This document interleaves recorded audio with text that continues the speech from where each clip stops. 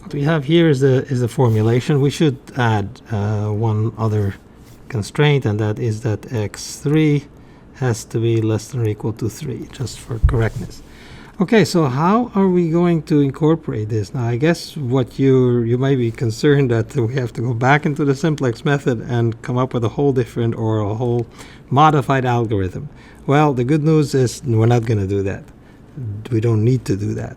There's a workaround to the URS problem, and the workaround, so this is a workaround is a term that I use when you have a bug in a piece of software and you have to fix it and you don't know how to do it, and they say, we use this as a trick. So there's a trick to deal with URS variables.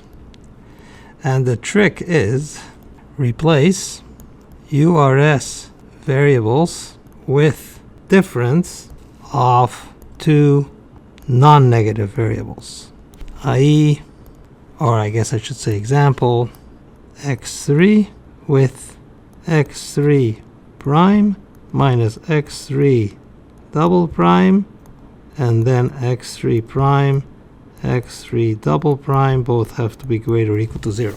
So what's going to happen is if it's beneficial for x3 to be positive, then x3 prime will be in the basis.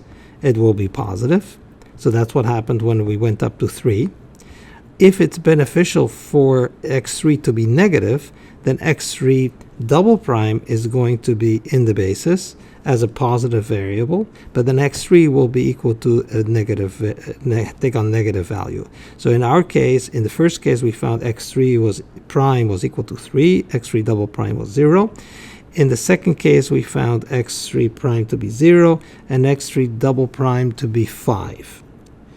And there will never be a case, and this is easy to show. The argument that I give is that the basis is a club, and there are only so many positions in the basis. So you will never want to take up both variables with x3 prime and x3 double prime, given that all that matters is the difference between them.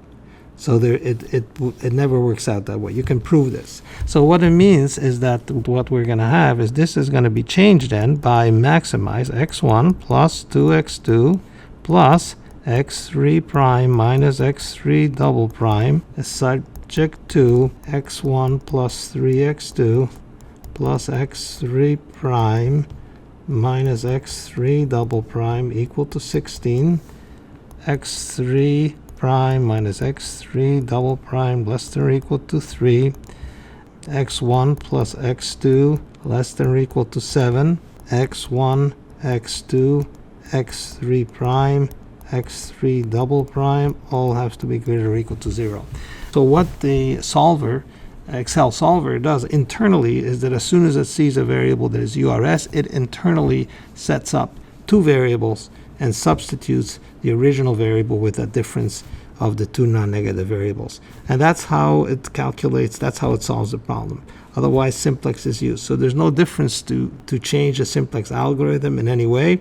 This workaround does the trick.